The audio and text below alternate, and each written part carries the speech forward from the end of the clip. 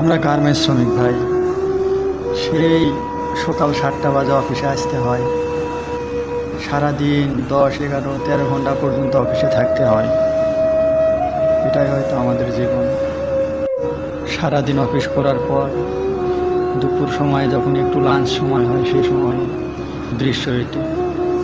সময়ের কত মূল্য, ঘড়ির কাঁটার যে এত মূল্য, তা আগে জানতাম না।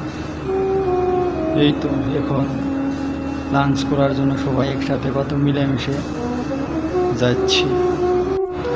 সারাদিন অফিসে কাটে আমাদের।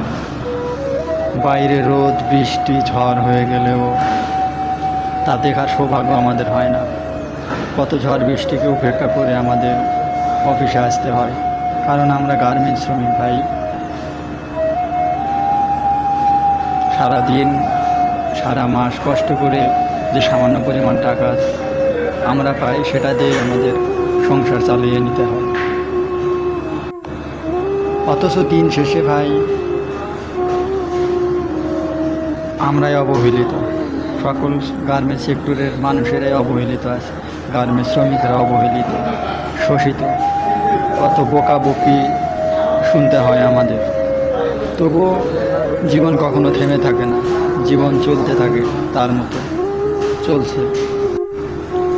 প্রতিদিন সেই একই রকমের রুটিন। ভোর 5টায় ঘুম থেকে উঠে রান্না বান্না করে খাওয়া দাওয়া করে 7টায় অফিসে আসা, আর ছুটি হয়তো সেই রাত 10টায়।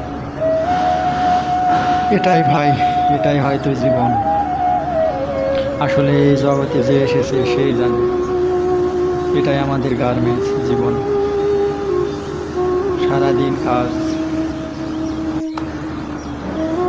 সারাদিন কাজ করার পর 1 ঘন্টা লাঞ্চ সময়, যে সময়টুকু আমরা পাই, সেই সময়টুকু একটু বিশ্রাম নেওয়ার সুযোগ থাকে না।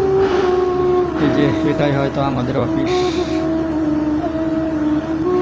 এই অফিসেই কর্ম করে জীবন জীবিকা নির্বাহ করছে হাজার হাজার মানুষ।